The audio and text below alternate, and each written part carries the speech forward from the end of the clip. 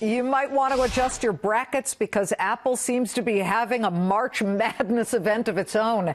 This after Apple spent hours in a massive unveil with multiple moving parts, videos, and celebrities that revealed its highly anticipated streaming video service to compete with the likes of Netflix, Disney, and Hulu, Spielberg, Oprah, Jennifer Aniston. You name it, they were there, except for me, because I was here to tell you that our next guests say not only is Apple muscling into areas that were not really expected to be the biggest announcement today, but that the streaming party ended up kind of taking a back seat to one specific announcement. Let us bring in our two guests. We are joined by Chatham Road Partners Director of Research and all-around Apple genius Colin Gillis, along with MarketWatch technology editor Jeremy Owens. Jeremy, to you first. Give it to us. What do you think was the announcement that kind of stole the thunder from the Apple TV expectation? Well, I think the Apple credit card and Apple Pay is going to be bigger potentially for Apple. And the reason for that is that nobody has really been able to come through with that service that transcends online and physical payments and really finds a home. And this seems like a chance for Apple to claim that for the online services that have not been able to go into the physical space as well, like PayPal, from the traditional payment services that have not been able to find an online hold as well. Apple could bridge that and come up with a service that really does make a difference, both for consumers and for itself. So they had this laser print out of the actual Apple Card, and in typical Steve Jobs RIP fashion, it looks really clean and beautiful. But let me get to you, Colin. What do you think was the biggest reveal that really stole the thunder? The 10 billion Apple Pay transactions. And when you look at all the various news that came out of Apple today, Apple as a platform has the ability to push people to that Apple Card and to help drive more volume across Apple Pay, particularly with that 2% incentive for that daily cashback announcement. I thought that was more meaningful than the Apple TV Plus. I don't see that being a Netflix killer in any certain way. Do you see it being a cable killer? And by the way, I just want to say that Visa had reversed and turned negative. American Express had turned negative. Capital One, lots of credit card companies, as I said, had a little bit of a panic attack on the news because suddenly this company that was known for hardware and maybe software is now a credit card company. But let me get to that comment you just made about Apple TV. Colin, what do you mean by that?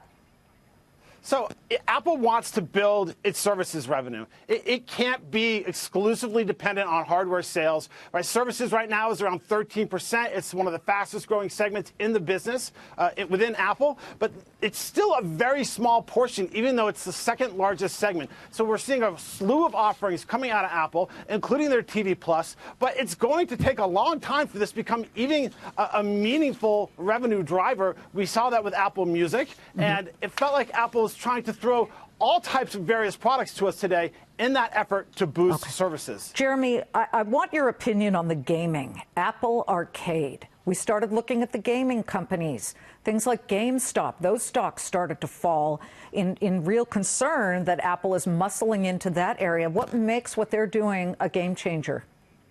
I don't think it is, and you saw most of those start to come back up as soon as it was done. I mean, the thing here is going to be a problem across all of these is finding the right partners, right? Apple, for its arcade, is partnering mostly with small, independent video game producers. And so they'll have some interesting things, but they don't have EA. They don't have Activision. So the big gamers that want those big games are not going to be able to get it through arcade. And are they going to be willing to pay $10 a month to have instant access to all of these other games beyond what they're already paying for their main games? Colin, what about Apple News Plus?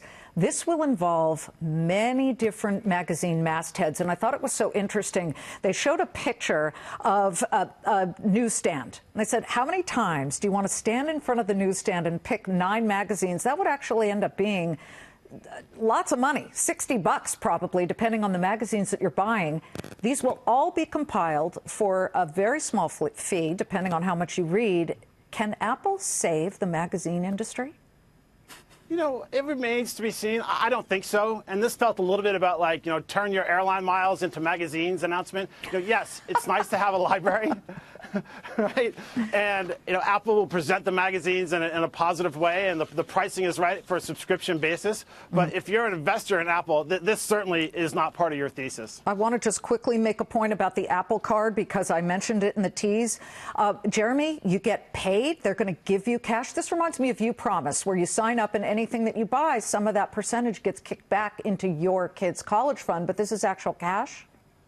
Sure, a lot of these credit cards will have cash back on purchases, and the same kind of tiered levels, right? And Apple's biggest level is if you're buying from Apple, they'll give you 3% cash back, which only helps them, right? So yeah, there will be cash back, and I think we have people right now going through and comparing it to a lot of the other credit card offers that are out there and seeing how that stacks up. And I think that there are people that are very into the number of points and cash back you get, and really, put these side by side. So we'll have to see once we get a few more facts from Apple and can actually compare exactly where it rests among all those. Colin, we have to run, but would you buy the stock on this pullback? It's down 1.5%. Yes or no?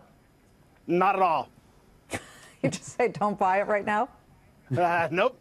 So they're only pushing the services because they've got the platform. It's still not a good software company in my book.